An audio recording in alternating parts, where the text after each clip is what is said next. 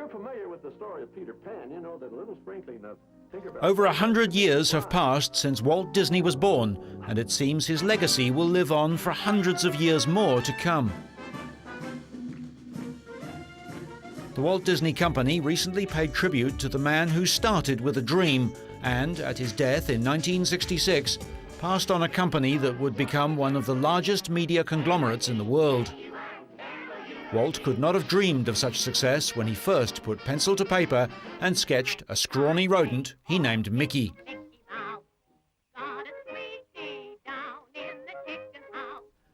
Before becoming an icon of the 20th century, Walt had meagre beginnings. He attended the Academy of Fine Arts, and his training there spawned his first real cartoon drawings. In 1922, he launched his own studio, Laugh-O-Gram Films. Walt then went west to Hollywood and began producing animated shorts featuring a character called Mortimer Mouse, renamed Mickey later by Walt's wife Lillian. The first few silent films were flops, but when sound came along and Walt added it to Steamboat Willie, suddenly he had a hit.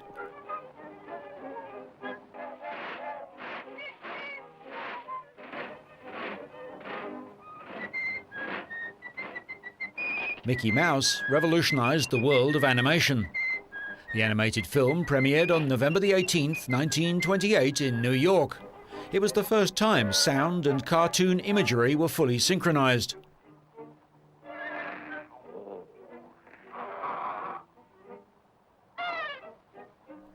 The success of Steamboat Willie set into motion Walt Disney's empire, which was to go on and deliver the likes of Snow White, Bambi, Pinocchio, Dumbo, and many more. After World War II, Walt saw the need to diversify, and in 1955 opened his dream project, Disneyland. With Disneyland, his goal was to create a literal magic kingdom, a place where parents and children could play together. The challenge and promise of the future. The world-famous theme park first opened to the public on July the 17th, 1955. When the park opened over 5 decades ago, it employed 1,000 people. Today, there are more than 20,000 employees, 60 attractions, and it covers 430 acres. Since it opened, over 500 million people have visited the Southern California vacation spot, and some of these visitors included 8 US presidents, numerous heads of state, plus countless actors, actresses, singers, musicians, artists, and athletes. Frank Sinatra! Hello, Franco. Who's driving? Frankie My Jr.? son, yes. Sammy Davis Jr.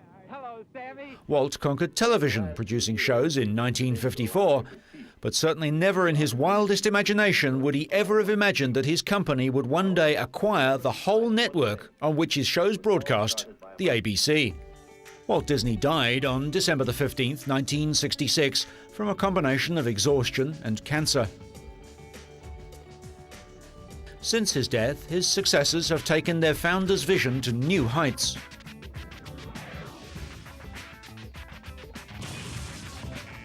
The film studio remains the core of Disney's focus, with huge hits like The Little Mermaid, The Lion King, and Aladdin, fueling the resurgence of the company's animation division in the late 1980s and early 1990s.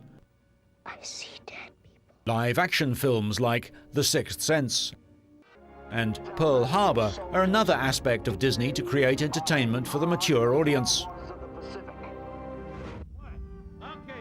Teaming up with the Pixar organization, Disney still helps deliver the finest animated children's films with hits such as Finding Nemo, Ice Age, and Monsters, Inc. Let's ask for directions. No! What is it with men and asking for directions? Hello?